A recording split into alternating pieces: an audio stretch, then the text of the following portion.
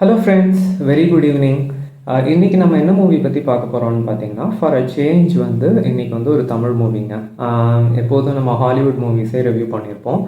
ஏன் சடனாக வந்து நம்ம தமிழ் மூவி பண்ணுறோன்னா, இந்த மூவி வந்து அவ்வளோவா பாப்புலர் கிடையாது. இது என்ன மூவின்னா, நம்ம அகில உலக சூப்பர் ஸ்டார் சிவா நடித்த சொன்னா புரியாதுங்கிற ஒரு மூவி தாங்க.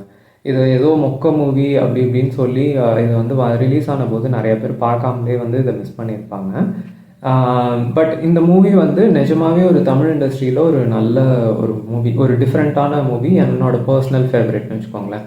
எப்பப்போல்லாம் எனக்கு ரொம்ப ஸ்ட்ரெஸ்ஃபுல்லாக இருக்கோ அப்போல்லாம் வந்து நான் இந்த மூவியை பார்ப்பேன். இது வந்து அவ்வளோ நல்லா இருக்கும். ஒரே ஒரு ப்ராப்ளம் என்னென்னா, இந்த மூவி வந்து நல்ல பிரிண்ட்டு கிடைக்க மாட்டேங்குது. ஓடிடி பிளாட்ஃபார்ம்ஸ்லையும் இல்லைன்னு நினைக்கிறேன். அண்ட் யூடியூப்பில் இருக்குது, அது ரொம்ப சுமாரான பிரிண்ட். அது ஒன்று தான் டிஸ்அட்வான்டேஜ். ஸோ நீங்கள் வந்து வேறு ஏதாவது உங்கள்கிட்ட டிவிடியோ வேறு ஏதாவது டவுன்லோட் பண்ணியோ எப்படியோ பார்க்க முடியும்னா பாருங்கள். கண்டிப்பாக இந்த படம் பாருங்கள், இது ரொம்பவே நல்ல படம். ஓகே, இந்த படத்தோட ஸ்டோரி என்னென்னா, சிவாவுக்கு வந்து ஃபோக்ஸ் வேகன் கார் வாங்கணும் அப்படின்னு ஆசை இருக்கும். அதனால சிவா வந்து அவரோட பெட்ரூம்லலாம் ஃபோக்ஸ் வேகன் காரை வந்து ஸ்டிக் பண்ணி வச்சுருப்பார், அதோட பிக்சர்ஸ் அதெல்லாம். இவர் வந்து ஒரு டப்பிங் ஆர்டிஸ்டாக இருப்பார். அவர் வந்து மேரேஜில் வந்து இன்ட்ரெஸ்ட் இல்லாமல் இருப்பார்.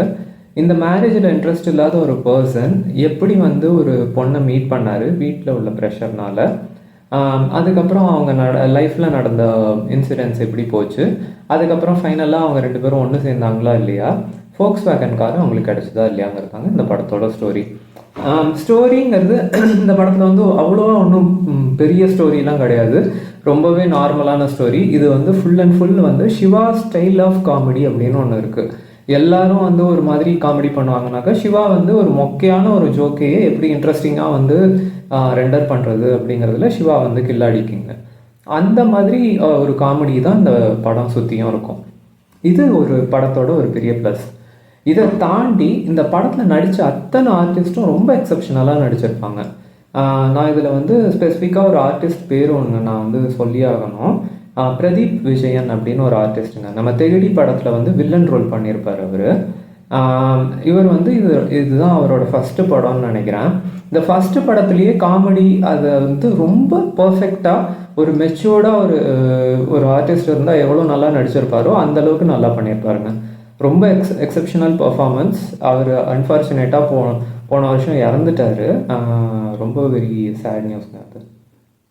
மற்றபடி மனோபாலா சார் சிவாவுக்கு வந்து பாட்டியாக நடிச்சிருப்பாங்க, வசந்தா ராஜகோபால்னு. அதுக்கப்புறம் வந்து மீரா கிருஷ்ணன் வந்து சிவாவுக்கு அம்மாவாக நடிச்சிருப்பாங்க. ஹீரோயின் சைடில் வந்துட்டு அவர் சந்தன பாரதி சாரோட அண்ணன் நினைக்கிறேன். அவரும் வந்து ரொம்ப சூப்பராக நடிச்சிருப்பார். இந்த மாதிரி ஓவராலாக எல்லா ஆர்டிஸ்ட்டுமே வந்து ரொம்ப நல்லா நடிச்சிருப்பாங்க இந்த படத்தில். அண்ட் காமெடியும் ரொம்பவே சூப்பராக ஒர்க் அவுட் ஆகிருக்கும். ஸோ இந்த படத்தை கண்டிப்பாக ஒரு வாட்டி பாருங்கள், உங்களுக்கும் பிடிக்கும்னு நினைக்கிறேன். இந்த கான்டென்ட் பிடிச்சிருந்தா லைக் பண்ணுங்கள், மறக்காமல் சப்ஸ்கிரைப் பண்ணுங்கள் and share it with your friends. Thank you.